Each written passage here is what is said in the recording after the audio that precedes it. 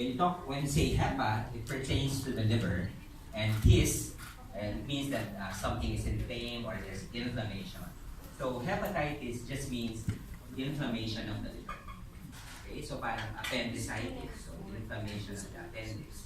So ang hepatitis just means an inflammation of the liver. And there's a lot of causes of hepatitis. No? So it can be infectious, which can be both bacterial and viral. So hepatitis C is an example of a viral infection of the liver. So it causes hepatitis and it causes hepatitis C infection. Okay? So drugs can be a cause of hepatitis as well. So sino ang nagagamot ng para sa cholesterol dito? So we know yung mga statins na tinatawag natin. Atorvastatin, simvastatin, so rosuvastatin. So these are anti-cholesterol medications that can potentially cause inflammation of the liver. Okay? So autoimmune, when the body is the one causing the inflammation of the liver, and alcohol, so can be a cause of hepatitis. So, but for this afternoon's purposes, so we'll be limiting ourselves to the discussion of the viral hepatitis. And so there are a lot of viral hepatitis, and the infection that they cause is identified by the causative agent, and we refer to the virus by letters. So, hepatitis A virus causes hepatitis A infection, and hepatitis B virus causes hepatitis B infection.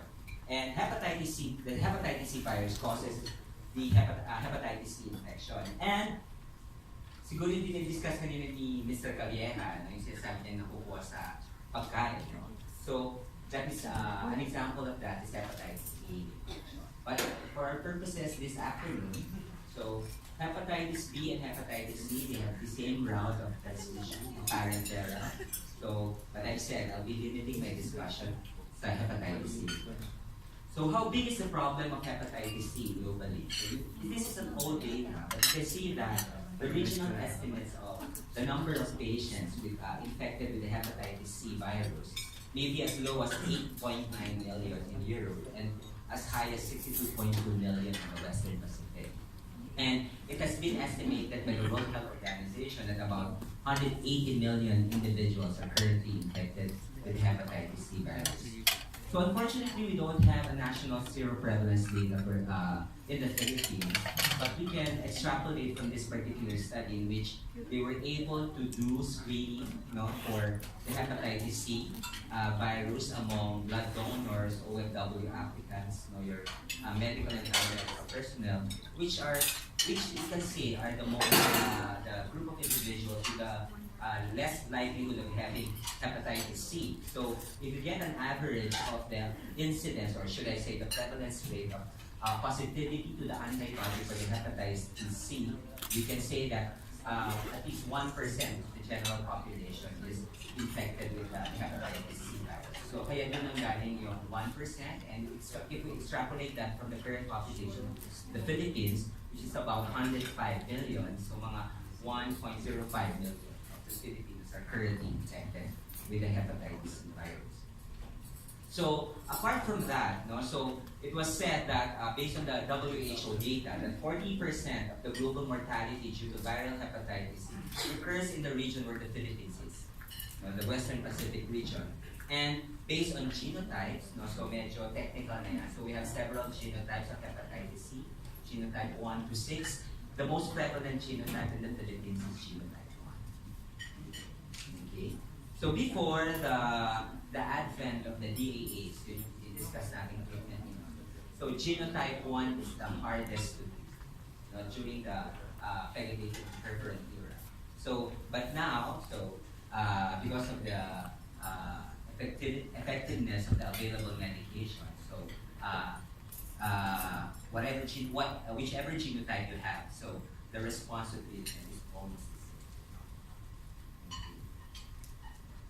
So how do we transmit hepatitis C virus? So predominantly parenterally, and the routes. So when you receive transfusion from an infected individual, so you receive blood transfusion, blood from an individual infected with hepatitis C. So IV drug use, particularly if you share needles. So needle stick injury, sexual contact, no? But the possibility of transmitting the virus sexually is much less compared to hepatitis B. So, and perinatal, so from mother to child. But again, compared to hepatitis B as well, the chance of getting an infected mother transmitting the virus to the baby is much less, about 4 to 6%. So, the main reason why I want to show this slide is that the hepatitis C virus is 10 times more infectious than HIV. Okay. So we all know that nowadays there's an increasing incidence and prevalence of HIV. And as you will see later, HIV individuals, they should likewise be screened for hepatitis C because they are considered as also at a higher risk of getting an infection. Because hepatitis C and the HIV virus has the same route of transmission. Okay? So why do we care about hepatitis C infection? So sabi nga kanina, so a great majority of our patients with hepatitis C, when they get the infection, they don't show any symptoms.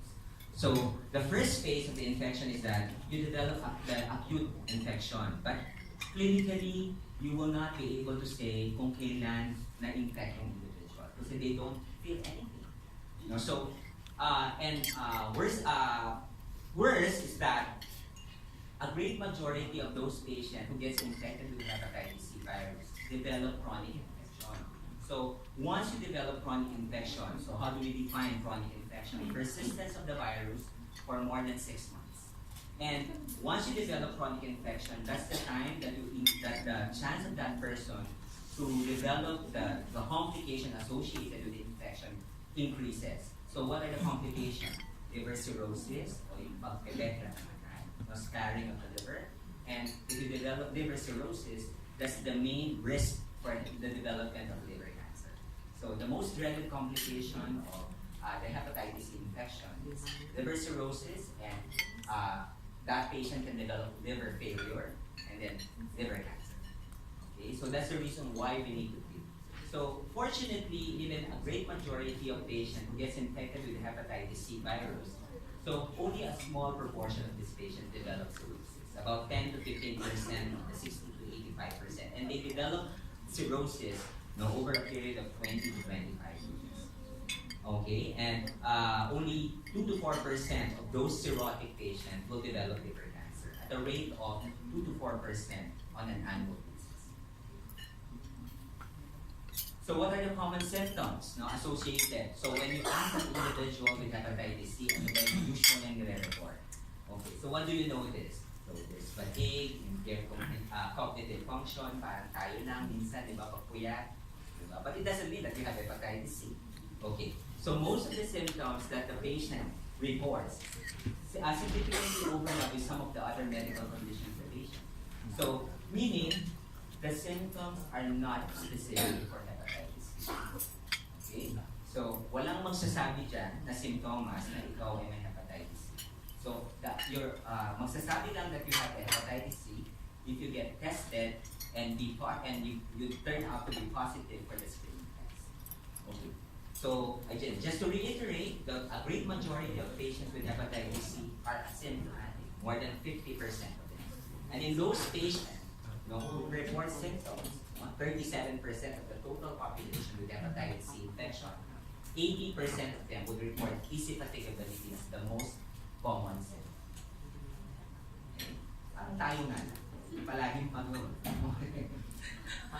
Okay. So who needs to be screened for hepatitis C? So unlike hepatitis B, if you live in a country where it is highly prevalent, then general screening of the population is a very cost-effective way of finding the one who's infected. But for hepatitis C, you need to only screen those with risk factors. That is based on their behaviors and exposure. Okay? So what do I mean by that? So these are the subgroups of patients in which recommended both by the American Association for the Study of Liver Disease and the United States Public Health Service. So recent or past injection drug user, kahit isang beses lang sila nagturo, they need to be screened. And then groups with high hepatitis C prevalence, those, as I said, HIV-infected individuals, So hemophilia treated with clotting factor concentrate, but this one does not apply to the Philippines.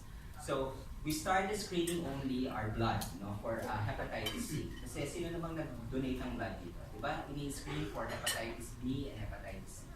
So it was only made into law, in 1994, but the actual implementation of screening blood for hepatitis C started only in 1995.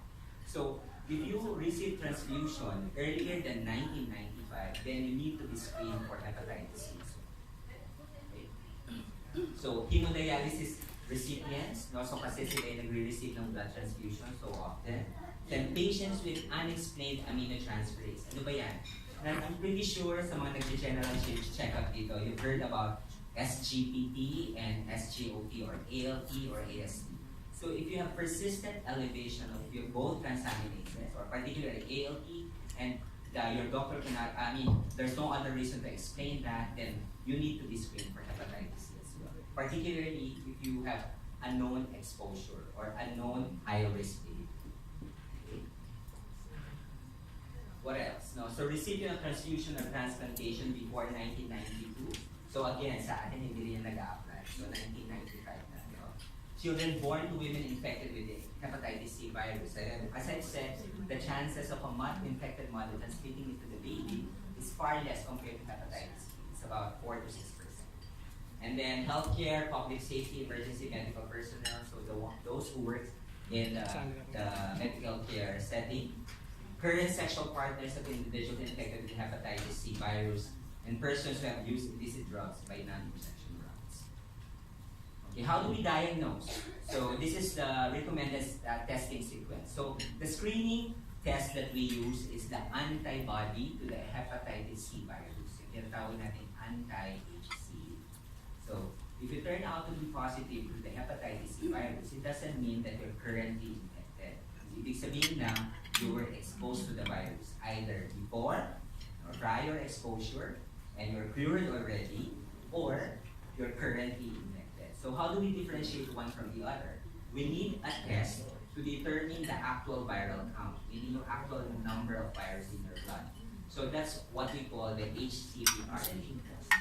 So if you turn any values, so of your HCV RNA, you turn out, for example, mga 1 million, then it just means that you're currently infected with hepatitis C virus.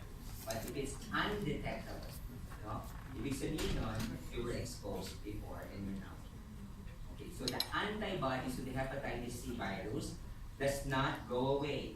So kahit nagamot ka na, if you test yourself again, you will be positive to the antibodies. Kasi it's an antibody. It is a substance, or a substance that your body produces in response to an infection. Kaya hindi yun mawawala. But it does not mean that you're still infected, particularly kung nagdamot.